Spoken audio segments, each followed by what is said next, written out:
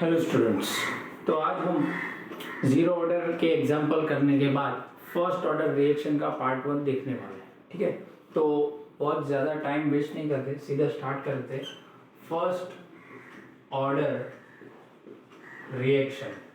अब first order reaction का मतलब है कि rate of reaction depends upon one of the concentration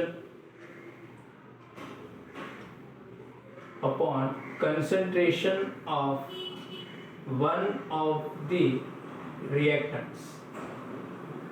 मतलब कि कोई एक रिएक्टेंट हो सकता है जिसके कंसंट्रेशन पे डिपेंड कर सकता है ये। ठीक है, रेट ऑफ रिएक्शन। अगर मान लो कि यहाँ पे अगर A प्लस B कोई प्रोडक्ट बना रहा है, ठीक है, तो इस अभी फर्स्ट ऑर्डर रिएक्शन है, तो क्या तो ये होना चाहिए इसका एक्सपोनेंट। तो हम क्या लिख सकते हैं, रेट ऑफ रिएक्शन के A raised to 1/2 B to 1/2। तो ऐसा भी हो सकता है 1/2 1/2 1 होगा x प्लस वाई एक्सपोनेंट का, लेकिन ये तो केस ही नहीं है। ठीक है, ये हमें पढ़ना नहीं है। या फिर ऐसा भी हो सकता है 1 और 0, तो रेट ऑफ रिएक्शन जो है वो तो ये तो 0 है, तो सीधा इस पे ही डिपेंड करेगा। ठीक है, लेकिन ये भी पढ़ना नहीं है। ये हमें स्टडी कौन सा करना है, हमें स्टडी करना है ए ही प्रोडक्ट बना रहा है। ये ज़्यादा क्लैरिफिकेशन देगा और यही ज़्यादातर बोर्ड में आता है, इवन कॉम्पिटिटिव एग्जाम में भी आता है। तो इसके लिए क्या होगा, नॉर्मली हमने लिखा था रेट ऑफ रिएक्शन के A raised to 1, यहाँ पे 1 पावर है। एक इक्वेशन ऐसे लिख सकते हैं, एक इक्वेशन ऐसे लिख सकते हैं -dA/dt। ठीक है, ये इक्वेशन नंबर 1, ये इक्वेशन नंबर 2। ओके, तो इक्वेशन नंबर 1 और इक्वेशन नंबर 2 को हम साथ में लिख सकते हैं। ठीक है, इसको यहाँ पे लेके जाओ और ए को यहाँ पे लेके आओ, क्या हो जाएगा dA अपॉन dt, सॉरी ए हो जाएगा ये a, और यहाँ पे हो जाएगा -k/dt। ठीक है, इंटीग्रेशन करोगे तो क्या है, ये माइनस निकाल देता हूँ मैं, dA/dt। यहाँ पे इंटीग्रेशन होगा तो क्या मिल जाएगा, इंटीग्रेशन से ln A is equal to -kt plus i यहाँ पे क्या है, इंटीग्रेशन कांस्टेंट, वो नहीं लिखता हूँ यहाँ पे, सीधा ये लिख देता हूँ। ठीक है, ये ऊपर लिखा हुआ आ तो रहा है ना, नहीं आ रहा है तो थोड़ा नीचे लिख देते हैं, नहीं आ रहा है तो फिर प्रॉब्लम हो जाएगी। इसका इंटीग्रेशन क्या आएगा, ln A is equal to kt, dt का क्या होगा kt plus i, first equation. ठीक है, दिख रहा है, ओके चलेगा। तो अब यहाँ पे मान लो कि t is equal to 0 time में A का कंसंट्रेशन होगा A0। यहाँ पे इसकी बात कर रहा हूँ, t is equal to 0 time में अगर A का कंसंट्रेशन क्या होगा, A0 होगा, तो वैल्यू पुट आउट कर दो, A0 इज इक्वल टू, अब t इज इक्वल टू 0 तो k इंटू 0 हो जाएगा प्लस i, तो ये तो पूरा 0 हो गया, तो i ही बचेगा, ln A0 is equal to i। ठीक है, तो i की वैल्यू जो मिली वो यहाँ पे रख दो इक्वेशन नंबर 1 में। काम करो, इसको 3 दे दो क्योंकि आगे हमने दिया हुआ है नंबर, आगे दिया हुआ ना, ये 1 2 दिया हुआ है ना, इसलिए। चलो, तो क्या हो जाएगा, ln A minus kt plus ln A0। ठीक है, ये इक्वेशन मिल गया। अब बुक में ऐसे भी लिखते हैं, ln is equal to log e भी लिखते हैं, तो ये भी इक्वेशन हो जाएगा log e A is equal to minus kt plus log e A0, ये भी इक्वेशन है। ठीक है, ओके। अगर इसका ग्राफ देख लेते हैं, ग्राफ भी क्लियर आउट कर देते हैं, तो इसको अगर ऐसा लिखे y is equal to m x plus c, y is equal to m x plus c, तो इसको y एक्सिस पे डालो, ठीक है। इसको ये m वाला ये जो है वो कांस्टेंट रहेगा, ये x पे क्या आएगा, t आएगा, मतलब कि टाइम। तो देखो ग्राफ देख लेते हैं।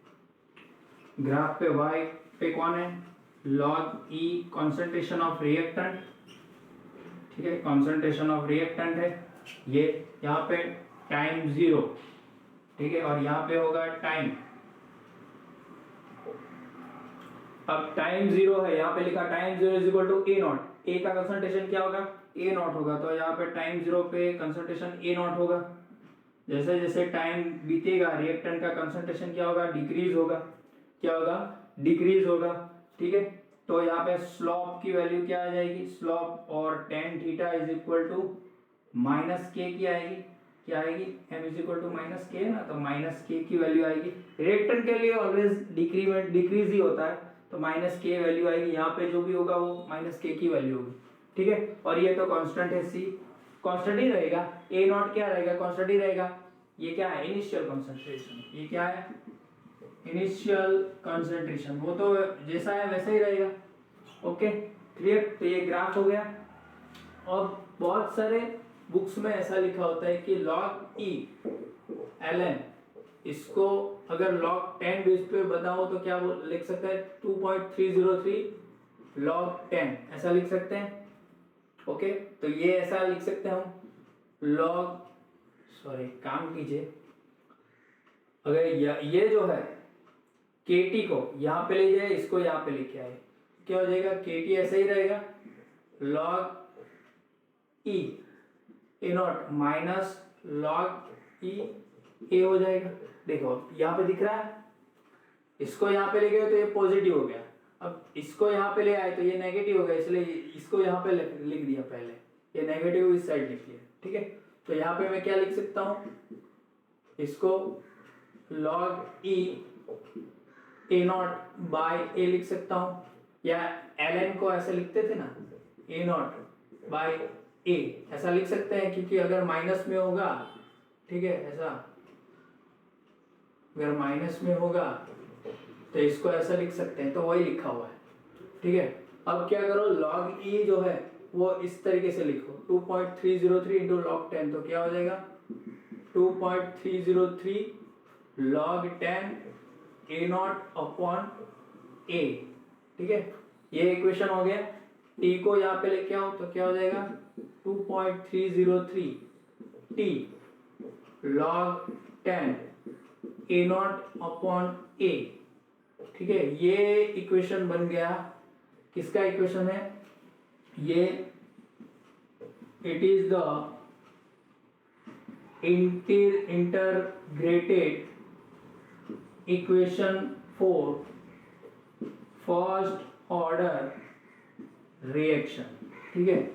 इंटीग्रेटेड रिएक्शन इक्वेशन है फॉर फर्स्ट ऑर्डर रिएक्शन, जहां पे ये जो है वो क्या है, इनिशियल कंसंट्रेशन, और ये जो है वो क्या है, कंसंट्रेशन एट टाइम t, इस टाइम पे जो भी कंसंट्रेशन होगा वो, ठीक है। क्लियर, समझ में आया है, ओके। तो ये स्क्रीनशॉट ले लो, आगे चलते हैं।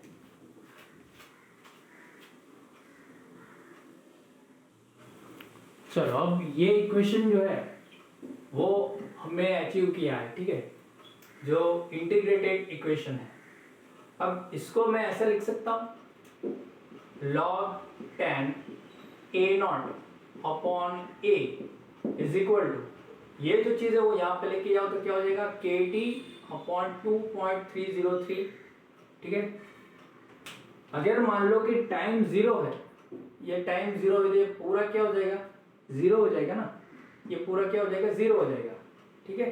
तो इसका अगर ग्राफ बनाए तो क्या बनेगा, इसको अगर पहले y is equal to m x plus c से कंपेयर करेंगे तो ये जो है वो y एक्सिस पे आएगा, ये क्या आएगा, कांस्टेंट है, t जो है वो x है, तो क्या आएगा एक्स एक्सिस पर, और ये जो है वो तो जीरो है, मतलब कि प्लस जीरो है, तो कांस्टेंट तो जीरो ही है।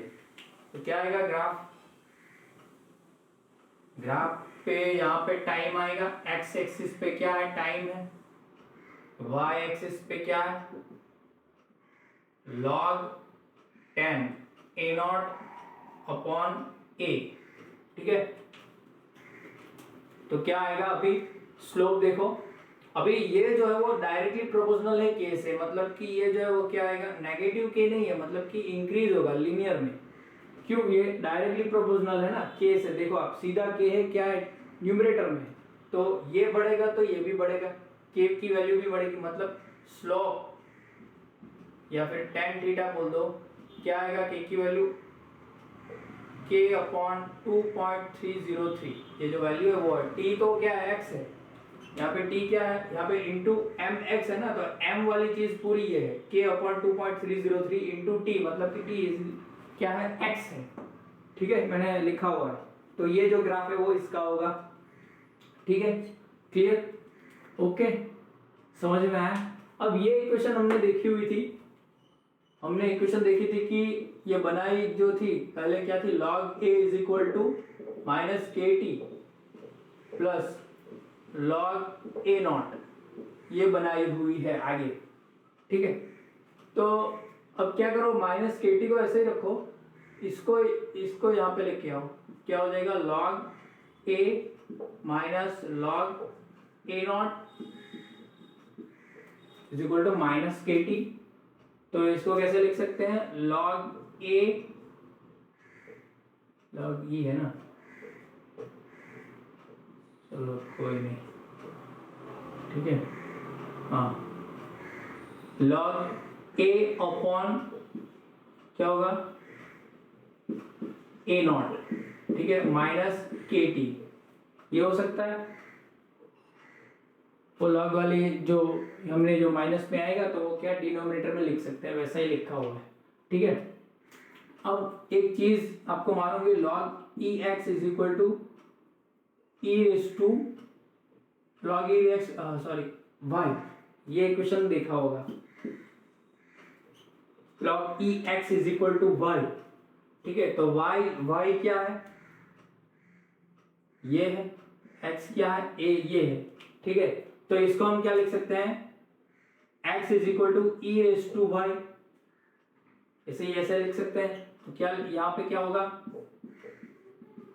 x क्या है, ये वाला, ठीक है, और यहाँ पे क्या होगा, ई raise to minus k T हो जाएगा, ई रेस टू क्या हो जाएगा, माइनस के टी, क्योंकि y क्या है, माइनस के टी है, जहाँ पे e जो है वो क्या है, एक्सपोनेंट है, क्या है, एक्सपोनेंट है, बुक में ऐसा दिया हुआ है, इसको यहाँ पे लेके जाओ, क्या हो जाएगा, a not e raise to minus k T. ये इक्वेशन भी क्या है, एक्सपोनेंशियल इक्वेशन है, कौन सा इक्वेशन है, एक्सपोनेंशियल इक्वेशन है फॉर फर्स्ट ऑर्डर, ठीक है, क्लियर, समझ में आया इतना, कोई भी दिक्कत, ओके, चलो अब आगे चलते हैं। तो इतना क्लियर हो गया, चलो अब जो करना है वो ग्राफ करना है, ग्राफ कैसे करेंगे वो देख लेते हैं हम, ठीक है।